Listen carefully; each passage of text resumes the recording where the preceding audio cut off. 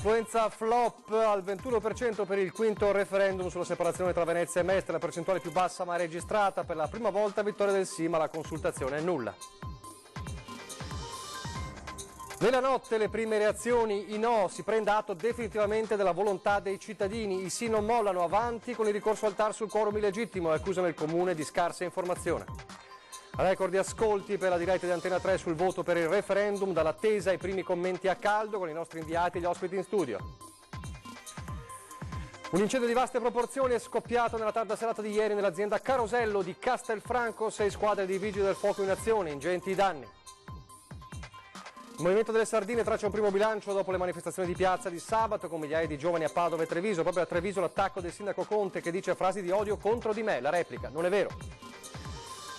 Nidi in famiglia a rischio chiusura dopo l'entrata in vigore delle nuove normative stabilite dalla Giunta regionale. In 1500 tra operatori e genitori hanno presentato ricorso al TAR. Sono sempre più i disabili che in provincia di Treviso praticano attività sportiva, una media superiore a quella nazionale. La presentazione della stagione agonistica del Comitato Paralimpico proprio a Treviso. Telespettatori di Antena 3, buongiorno e bentrovati. Il buon inizio di settimana, la prima edizione dei nostri telegiornali si apre con ovviamente il risultato del referendum sulla separazione tra Venezia e Mestre che abbiamo raccontato con una lunga edizione straordinaria a partire dalle 21:15 di ieri sera, una maratona per informarvi prima, durante e dopo la chiusura dei seggi di quanto stava accadendo. Ebbene, chi ha seguito la diretta lo sa, l'esito del referendum ha registrato il flop della affluenza al 21%, la più bassa ma registrata, e quindi il quorum ha affossato di fatto un referendum che per la prima volta ha visto la vittoria del sì. Per la prima volta hanno vinto i sì, ma il quorum dice di un'altra volontà generale della gente. Solo il 21,73% degli aventi diritto è andato a votare al referendum per la separazione tra Venezia e Mestre, il quinto nell'arco di 40 anni. Nelle 4 precedenti consultazioni aveva sempre prevalso il no. Ieri sera alle 23, a seggi ufficialmente chiusi, alle urne erano andati solo 44.887 cittadini su oltre 206.000 chiamati al voto. Soddisfatti i rappresentanti dell'associazione Una e Unica, che parlano di 2 comunità storicamente legate che devono continuare a rimanere unite. Se la prendono con la scarsa informazione, anche quella istituzionale che competeva al comune, invece i separatisti, che non intendono mollare. Quorum illegittimo, dicono, perché non previsto dalla Costituzione e dalla legge regionale. Avanti, annunciano, con il ricorso al TAR. D'altro canto, che la mobilitazione popolare stentasse è stato evidente fin dai primi rilevamenti della scarsa affluenza alle urne, poco più del 7% a mezzogiorno. Per il sì alla separazione si è espresso il 66,1% dei votanti contro il 33,9% dei no.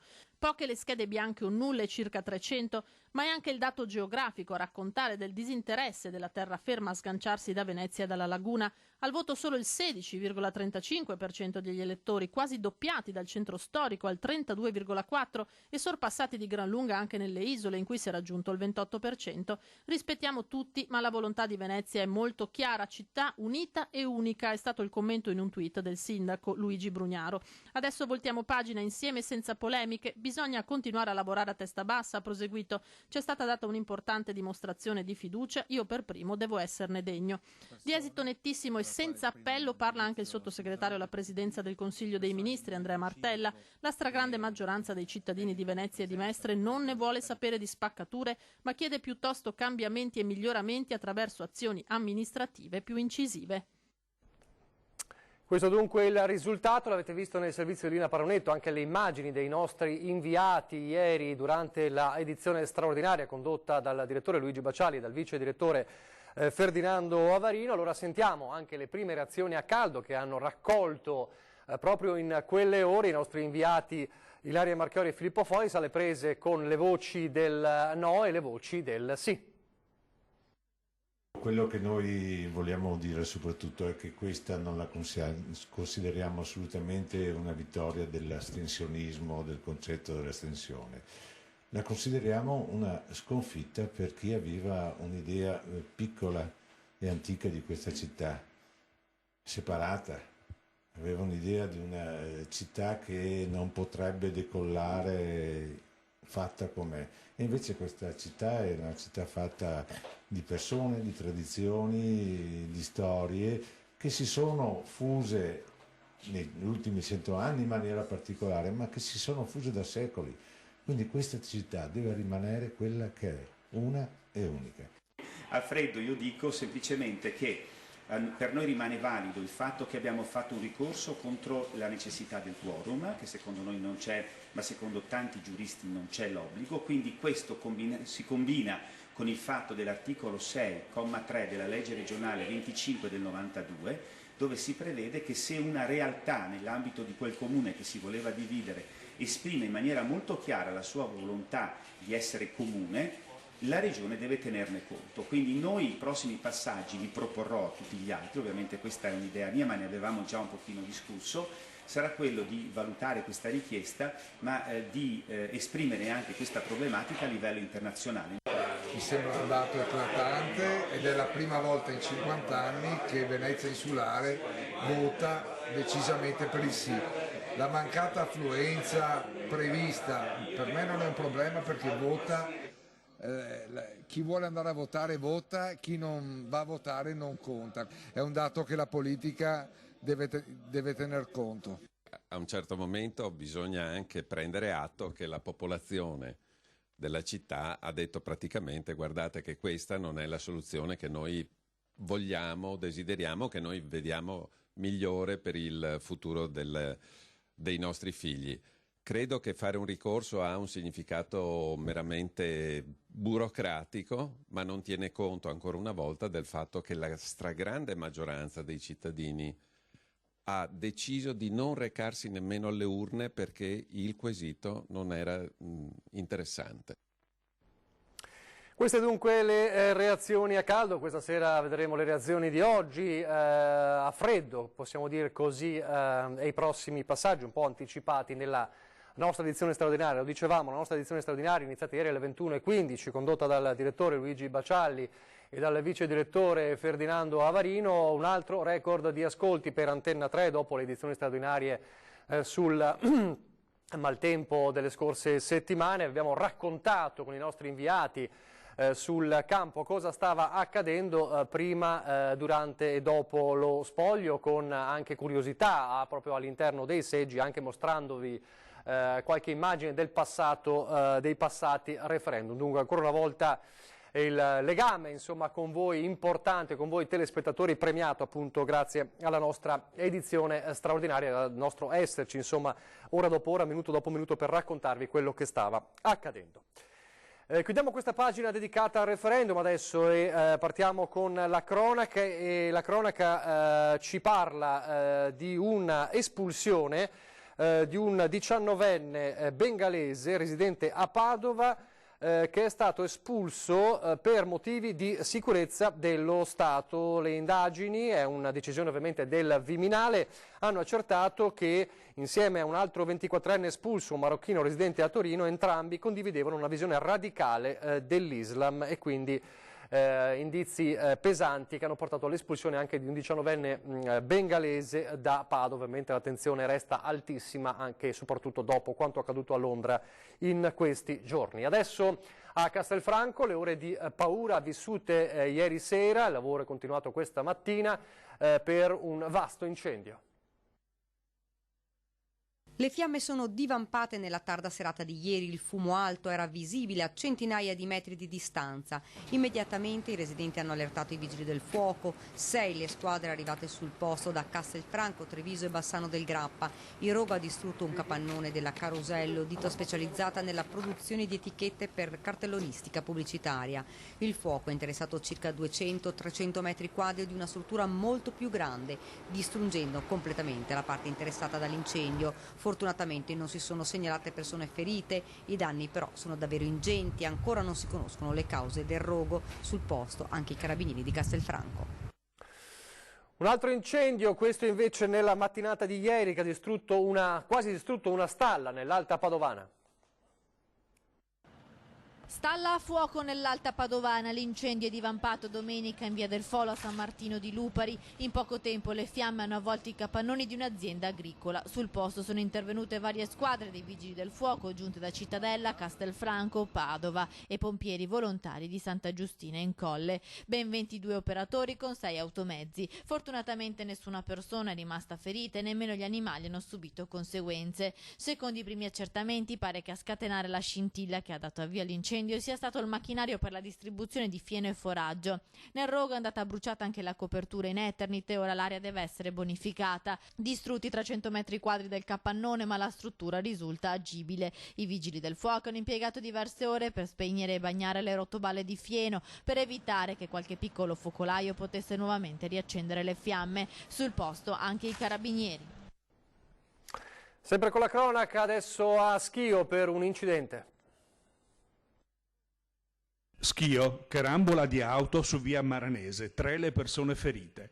Superata da un SUV scuro, un Opel Adam, con a bordo un ottantenne residente in città, con un'amica ha perso il controllo urtando un platano lungo la carreggiata. Nonostante la bassa velocità, l'urto causava la rotazione dell'auto di 360 gradi, finendo fuori strada nel vicino spiazzo erboso. Allo stesso tempo una Toyota Yaris, condotta da un cinquantenne che seguiva il SUV a sua volta, per cause in corso di accertamento, finiva fuori strada sulla parte sinistra della carreggiata, abbattendo una recinzione metallica e terminando la corsa contro un muro di cinta in cemento.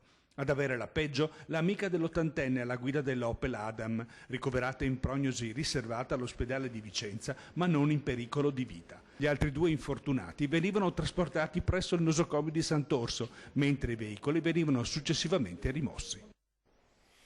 Parliamo adesso del Movimento delle Sardine, il debutto in piazza sabato scorso, lo abbiamo raccontato in diretta nel nostro telegiornale di Treviso, queste sono le immagini di Piazza Borsa, c'è stato anche in contemporanea ovviamente a Padova in Piazza delle Erbe, il Movimento delle Sardine che comincia a tracciare il primo bilancio dopo appunto la discesa in piazza. A Treviso in particolare si registra una polemica innescata dal sindaco di Treviso Mario Conte, che su un post su Facebook ha raccontato di essere stato insultato durante la manifestazione e per questo ha attaccato il Movimento delle Sardine dicendo è un movimento politico e ci sono anche odiatori seriali. È arrivata in queste ore una replica del movimento, questa sera ve lo racconteremo con un nostro servizio nella quale si dice che non c'è stato alcun insulto. Insomma, la polemica si accende a Treviso e vediamo, queste sono le immagini di Treviso, vediamo quanto accaduto invece a Padova, sempre sabato con le sardine.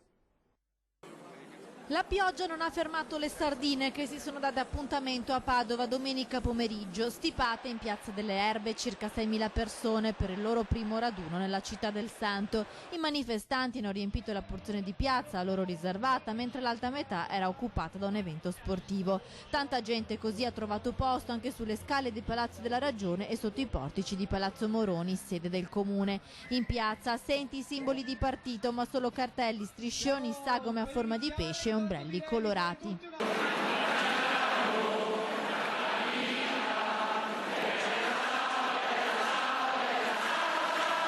La piazza ha intonato Bella Ciao e gli altoparlanti hanno trasmesso Com'è profondo il mare di Lucio Dalla e l'inno di Mameli.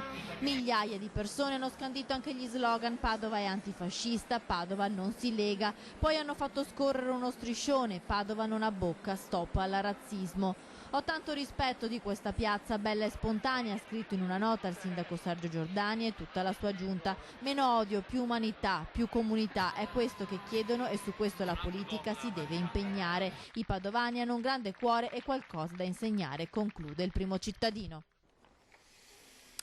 È in programma il prossimo 10 dicembre davanti al Tribunale del Riesame di Brescia l'udienza con la quale Felice Maniero, l'ex boss della Mara del Brenta, chiederà per la 4ª volta di uscire dal carcere dove si trova da inizio ottobre con l'accusa, lo ricorderete, di maltrattamenti fisici e psicologici sulla compagna. Maniero intende far valere la collaborazione con la giustizia che sta portando avanti da tempo in Veneto. Dunque il 10 dicembre una nuova udienza. Un altro ricorso, ma completamente diverso, è quello presentato al TAR ed è la rivolta dei 200 nidi in famiglia del Veneto, un ricorso dopo delle norme appena approvate dalla Giunta regionale. Sentite. Io nido in famiglia Marghera, è aperto da 10 anni e è un progetto che ho scelto perché credo molto nel modello educativo su cui si basa il nido in famiglia. Io attualmente il mio nido è frequentato da 5 bambini. Questo di Marghera è uno degli oltre 200 nidi in famiglia del Veneto, tutti a rischio chiusura dopo l'entrata in vigore delle nuove normative stabilite dalla delibera di giunta 1308 del settembre 2019, decisamente troppo restrittive per queste realtà, così dall'omonima associazione di categoria, la Ninfa. Depositato per questo un ricorso al TAR da un esercito di oltre 1000 persone. Ecco chi sono. Più circa altre 88 persone fra educatori, coordinatori e genitori. Dietro però hanno sostenuto questo ricorso circa 1500 persone fra appunto educatori, coordinatori e genitori interessando tutte le province della regione del Veneto. Ma cosa prevede nel dettaglio la nuova delibera regionale? Questi asili, per i quali si paga per bimbo una retta mensile che va dai 400 ai 500 euro, si trovano spesso in un appartamento presso famiglie private. Qualora ad esempio il naturale schiamazzo dei bimbi dovesse dar fastidio a qualcuno dei condomini, l'assemblea di condominio si dichiarasse contraria con delibera all'attività del nido svolta nel palazzo, il nido chiuderebbe. E ancora, se dovessero cambiare specifiche normative urbanistiche in ambito comunale, il nido chiuderebbe uguale. Il criterio che era stato richiesto fino ad oggi era il criterio della abitabilità e il criterio di uno spazio idoneo alla crescita consapevole dei bambini da 0 a 3 anni. E con l'introduzione invece di queste normative più restringenti si va quasi ad equiparare il nido in famiglia, che è nido in casa, con i nidi invece quelli tradizionali, ordinari. Da qui la richiesta di un confronto direttamente con la Regione. A intavolare un qualche discorso con l'assessore competente ed eventualmente anche con il governatore Zaia. Pochi istanti di pubblicità e torniamo subito.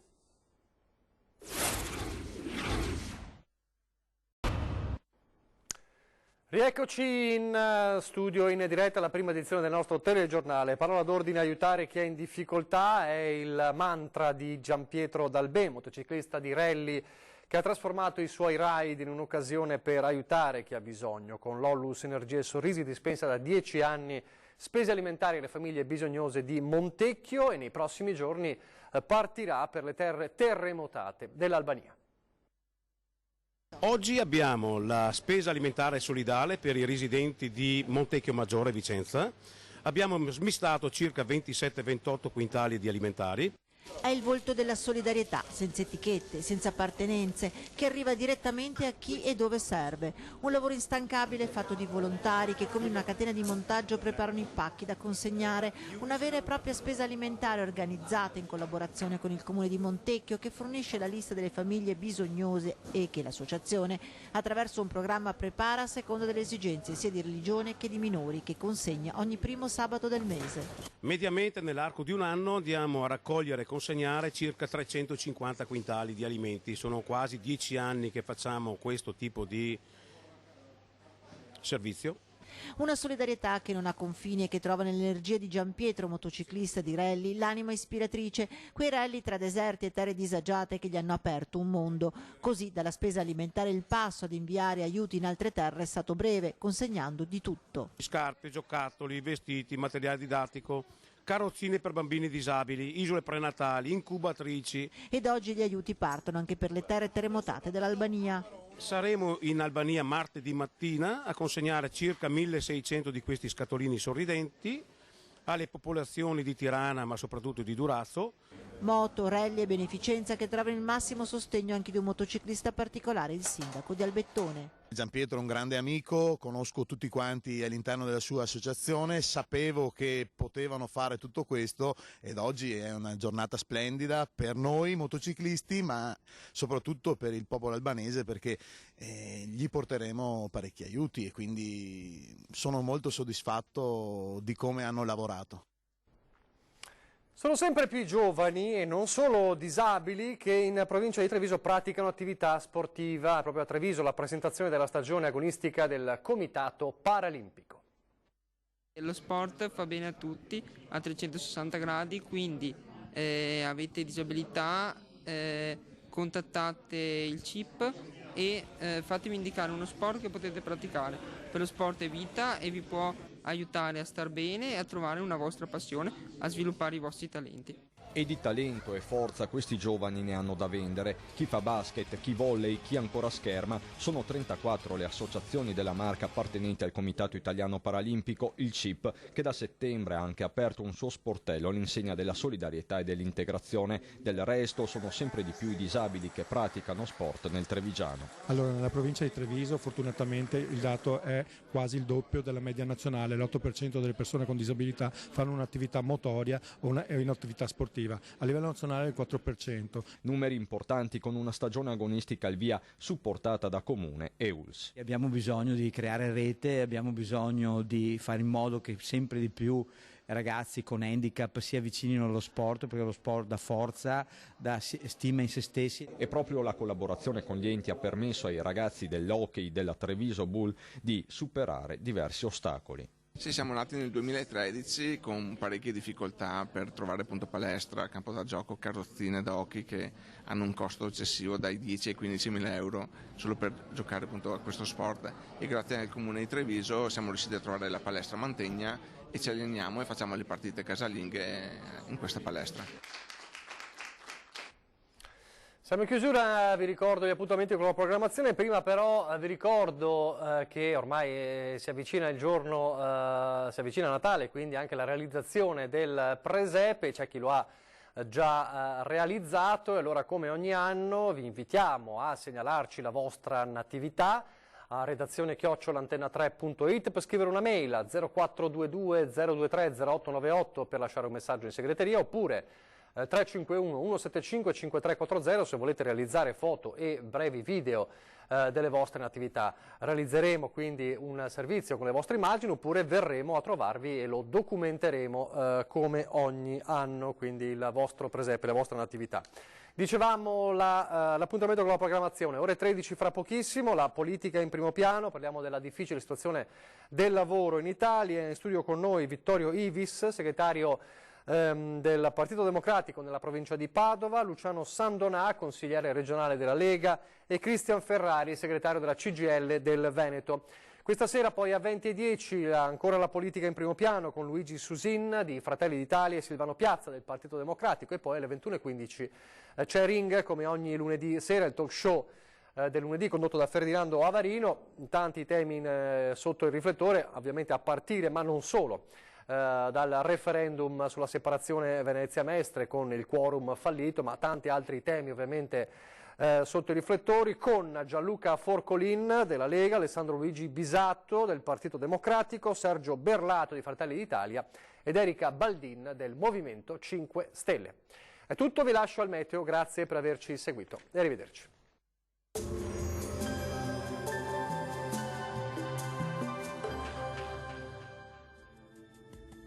Bentrovati al meteo. La perturbazione abbandona lentamente il nostro territorio, ma influenzerà ancora il tempo nella giornata di lunedì 2 dicembre. Vediamo la situazione dunque nel dettaglio. Sul Veneto piogge diffuse al mattino, a tratti anche intense. La situazione però andrà via via migliorando, con tempo più asciutto sui settori centro-settentrionali della nostra regione. Sarà ancora lievemente instabile invece altrove. Temperature minime tra 5 e 8 gradi, valori massimi compresi invece tra 11 e 13 gradi. Ci spostiamo ora sul Friuli Venezia Giulia, dove avremo una diffusa instabilità con rovesci un po' su tutte le province, ma in serata i fenomeni saranno in graduale cessazione. Vediamo anche le temperature, le minime saranno comprese tra 4 e 8 gradi, valori massimi tra 13 e 14 gradi. Uno sguardo infine al Trentino Alto Adige, dove avremo qualche pioggia in mattinata, sarà più asciutto ma nuvoloso dal pomeriggio. Temperature minime tra -1 e 0 gradi, massime tra 9 e 10 gradi. Dal meteo per ora è tutto, vi do appuntamento al prossimo aggiornamento, arrivederci.